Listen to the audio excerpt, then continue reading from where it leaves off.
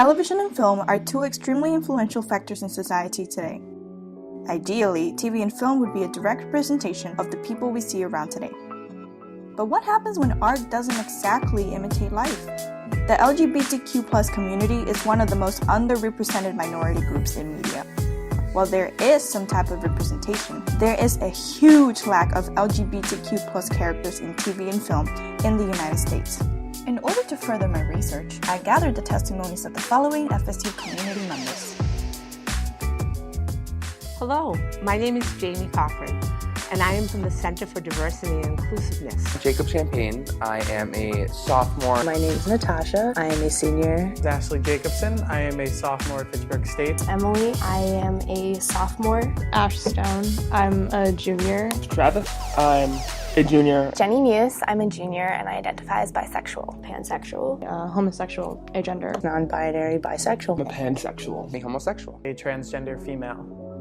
Male to females. Yeah. We will hear their opinions through the presentation, which hopefully will give us more perspective into better understanding of this topic. With that being said, let's look at the numbers.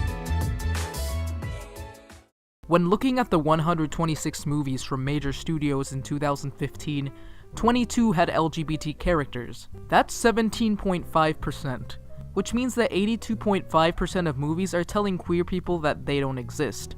Even if you're complaining about statistics and that LGBT people are minorities and that somehow means we shouldn't be represented, even by statistical standards, we're not represented accurately. Since 1976, there have been 18,000 straight characters. Out of those, there have been only 383 lesbian or bisexual television characters. And how many out of those 383 are dead? 162. Now that we have more background information, we have to wonder, how do we make sure LGBTQ+ people are being included? Let's talk about an important organization called GLAAD. GLAAD is an organization that works with networks to ensure fair, accurate, and inclusive representation on the air. It was created in 1985 to fight against the New York Post's coverage of the HIV/AIDS epidemic. One of the methods GLAAD uses in order to measure representation is the Vito-Russo test. Similar to the Bechdel test, the Vito-Russo test analyzes how LGBTQ+ characters are included within a film. It was created by film historian and GLAAD co-founder Vito Russo. To pass the Vito-Russo test, the following must be true. The film has to contain a character that is identifiably lesbian, gay, bisexual, and/or transgender. That character must not be solely or predominantly defined by their sexual orientation or gender identity, and the LGBTQ+ character must be tied into the plot in such a way that their removal would have a significant effect, meaning they are not there to simply provide colorful commentary, paint urban authenticity, or, perhaps most commonly, set up a punchline. The character must matter. Not to my surprise, a plethora of films and TV shows fail to pass this test due to several reasons. There is a myriad of TV and film tropes that encompass the representation of LGBTQ+ characters. The first one is called bury your gays. This trope consists of killing off gay characters, preventing positive portrayals. A perfect example of this happened in 2016, when in the span of 30 days, 4 lesbian or bisexual female characters were killed off on their respective TV shows. This could be easily brushed off as a mere coincidence. But what are the chances that out of the few sexual representations that we already have, every character death within that time span had to be a sexual minority? The problem isn't merely that gay characters are killed off. The problem is the tendency that gay characters are killed off in a story full of mostly straight characters, or when the characters are killed off because they are gay. Another trope is the erasure of bisexuality, also known as bi-erasure. Bisexuality is often doubted and undermined. Let's hear from a person who identifies as bisexual. I would say it's really hard to find bisexual characters on television and in movies because we've gotten to a point where people are starting to really emphasize having gay characters and transgender characters, but the emphasis on bisexual characters hasn't been that much. And so, I started watching the show Riverdale, and one of the characters now has a love interest who's a female, when she previously we didn't know. So it's hard to know if she Like, I think she dated guys previously, like in the past before the show was a thing, but it's hard to find those characters. Like Jenny stated, there isn't much bisexual visibility in TV and film. Moreover, there are almost twice as many bisexual female characters as male bisexual characters featured on scripted original series across broadcast, cable, and streaming programming. Several of these characters, male and female, fall into outdated patterns and dangerous tropes of villainy and duplicity that are far too often associated with being bisexual. Last but not least, queerbaiting is a huge problem nowadays. Queerbaiting consists of portraying queerness in order to attract an LGBTQ+ fanbase, but never actually confirm it. Though the term seems pejorative, queerbaiting is not necessarily negative, but as a means to capitalize on both the queer and straight storytelling potential and to retain as large an audience as possible. Another layer of LGBTQ+ representation that isn't talked about much is the role of intersectionality. Of the 125 films released by major motion picture studios, only 23 contained LGBTQ characters. And on top of that, 20% of LGBTQ+ characters in films released by major studios were people of color, a decrease of 5%. This could be because there are less people of color who identify as gay.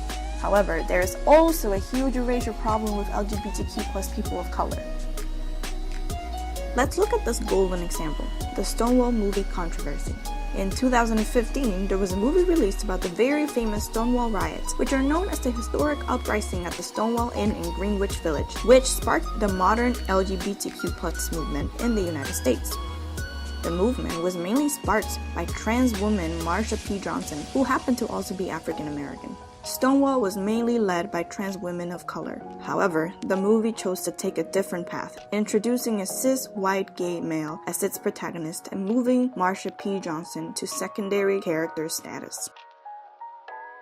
This controversy speaks volumes and is a great example of how people of color are often underrepresented and in this case, erased.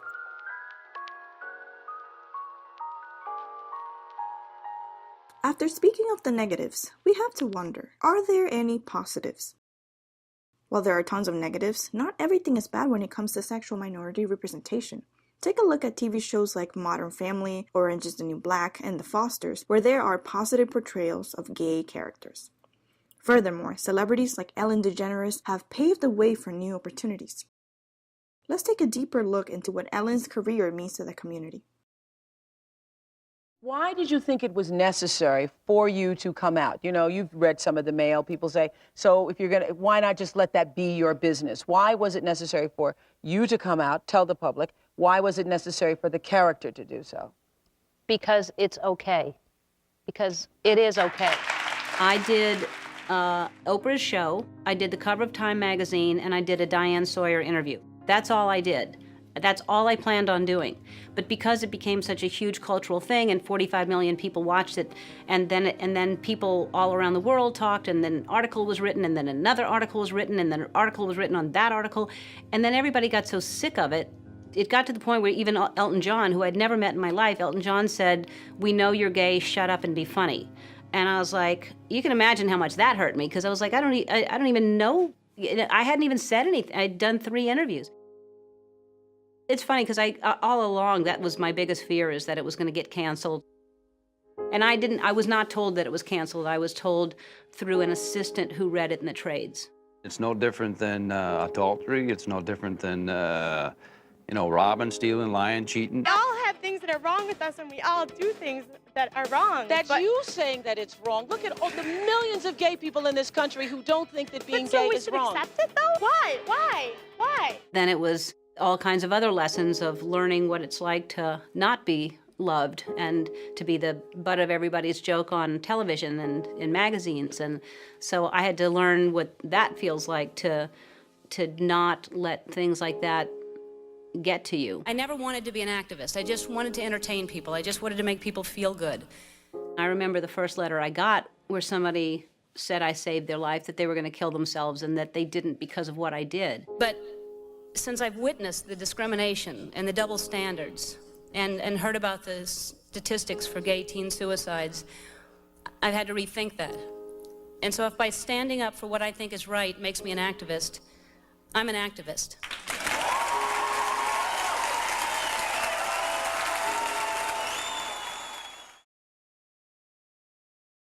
Representation is important. Studies have shown that the increase in the circulation of positive information about non-heterosexual identities has significantly reduced the age at which individuals learn about their non-heterosexual identities. It has also been proven that people's attitudes towards the LGBTQ+ community can change based on media influence. You notice that in the youth. It's the youth who are watching that. It's the young kids who are watching these characters do things out of the kindness of their heart rather than for publicity. And if we were to have that in film and have it be the normal, then young kids would grow up watching these programs as normal rather than they're getting older and being like, oh, now I'm allowed to watch this movie about a gay character because it's taboo and now it's new. It's, oh, I grew up watching these TV series where kids shows where there were two gay characters. But to a kid who's ignorant to the world would just see it as normal at that point and would grow up with a normal mindset rather than the mindset of all straight characters, all white characters. So it will change the way that the young generation are developed, I believe. I mean, back in the day, the mother stayed home, the father went off to work, and you had the 3.2 children. I think lives have changed now. I think shows such as my favorite, Modern Family, is really switching it up. I think they're adding to the game. I think, unfortunately, is in order for us to see any of these significant changes, I think it's going to be a little bit further down the road.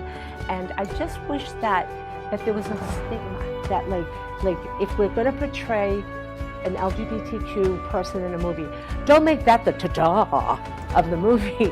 Just make that part of the person, part of his character, not the part of his character. A lot of the times, they just try to include some LGBT person just to like quote unquote meet a diversity demographic.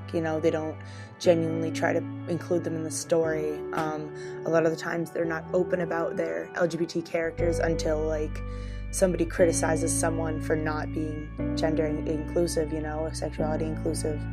So like, for example, I'm gonna throw her under the bus, J.K. Rowling, comes out with mad facts left and right. Like, there was this one Jewish character, there was this one, LGBT character. It's complicated because I want more LGBT plus films.